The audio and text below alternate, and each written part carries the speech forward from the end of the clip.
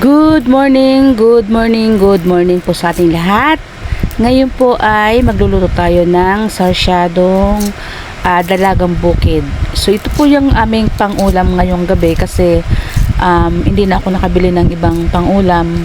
At ito na lang, napag-decidean ko kasi pwede naman siyang pangbaon bukas ng aking asawa. So ngayon maghihiwa tayo ng sibuyas. Ayan, sibuyas tayo. Isang piraso lang to guys, pero medyo malaki din to. And nakikita nyo naman guys, medyo maano yung kamay ko kasi ako ay nasugatan nung naglaba ako nung nagsasampay na ako ng sinampay ko ng damit. Nasugatan ako ng hanger, yung sa isang daliri ko. Ang laki ng laslas niyan kasi naipasok ko yung isang daliri ko doon sa isang hanger na pang pantalon siya, yung single lang. Naipasok ko yung daliri ko. So ito na yung bawang.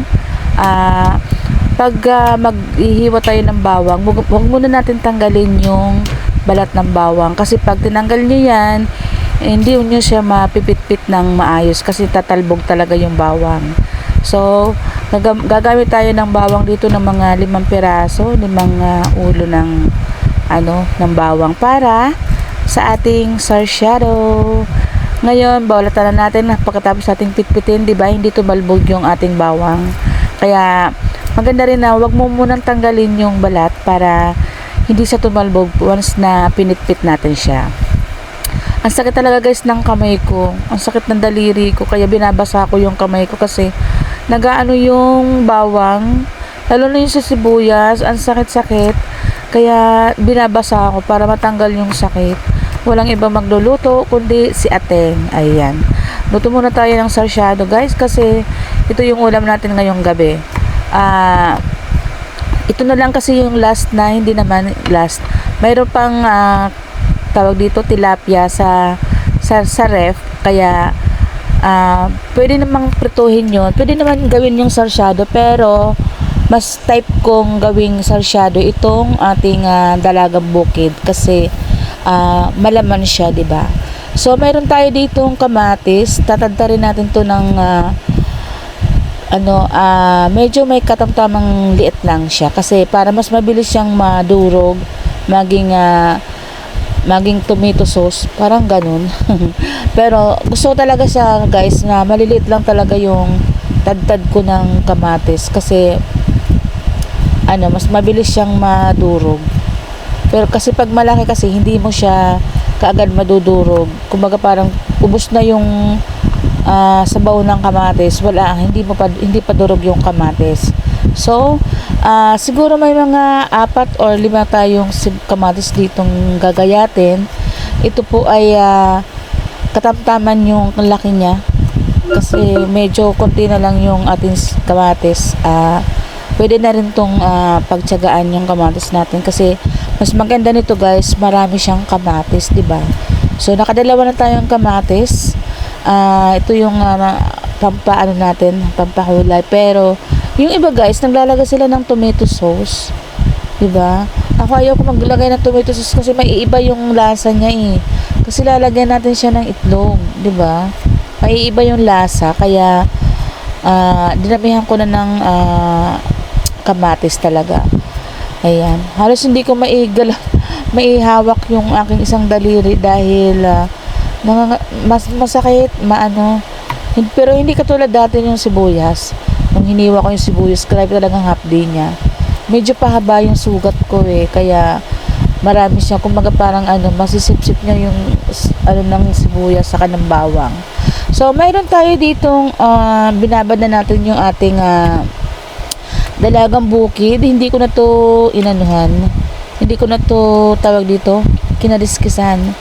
Kasi kukunti lang naman ang kaliskis ng dalagang bukid. So saka manipis yung kanyang manipis ang tawag dito ang kaliskis niya.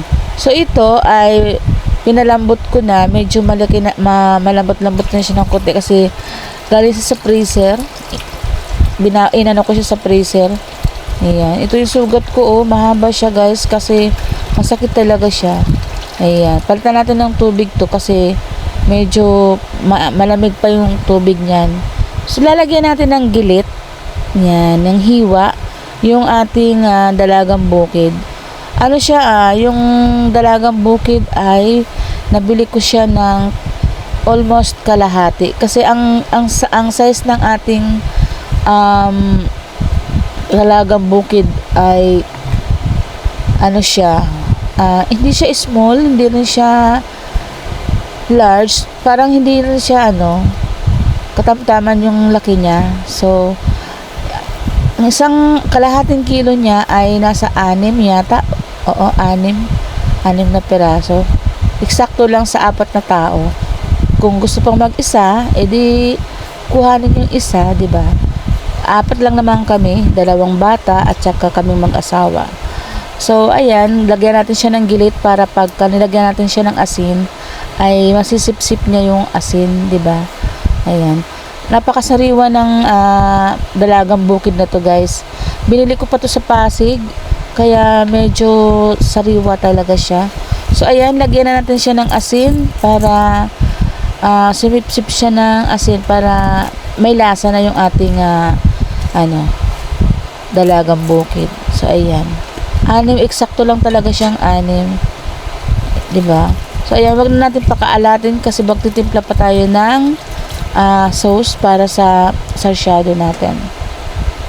So, ito yung ating dalagang bukid na ating lulutuin sa araw na ito, guys. Diba? Ayan. Linisin muna natin, guys, yung kawali. Ayan. Para malinis na. Alam nyo, guys, diba, sabi ko na sa mga unang vlog ko, guys, ito na sinasabi ko na rin sa inyo na paborito ko siyang lutuan, ang kawaling ito. Wala na tong hawakan. Ewan ko ba, meron naman akong ibang kawali. Pero ito talaga yung gusto ko siya kasi hindi siya masyadong manipis. Hindi rin siya masyadong makapal. Katamtaman lang yung niya. Kasi pag nagprito ka dito, hindi siya masusunog. Nakadepende sa nakadepende sa apoy yung ating masusunog ba siya o hindi, diba? So ito, gusto ko talaga itong kawaling ito. Ayan, ko na siya, lalagyan natin siya ng mantika, then piprituhin muna natin yung ating dalagang bukid. Ayan, ito yung ating dalagang bukid ay sariwang sariwa at isa ito sa mga paborito kong ulamin, yung sarsyado na may kamatis, di ba? So, ayan. Ayusin na natin yun. Alam niyo yung yung tabi ng aking kalan, ang dumi na pala dyan kasi hindi ko nakikita yan. Medyo mataas kasi yung ating yung ating lagayan ng gas ay ng kalan kasi pinataas ko talaga ito, guys.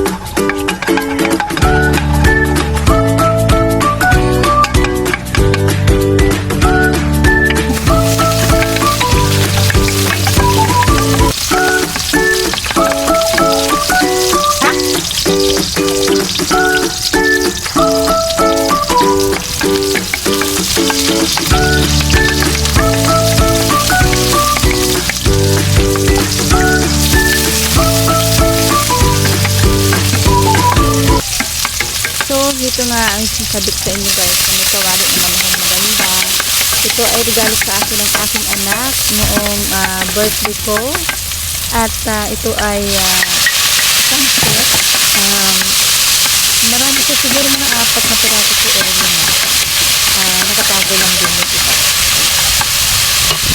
Kaya ito muna yung ating pilutuan.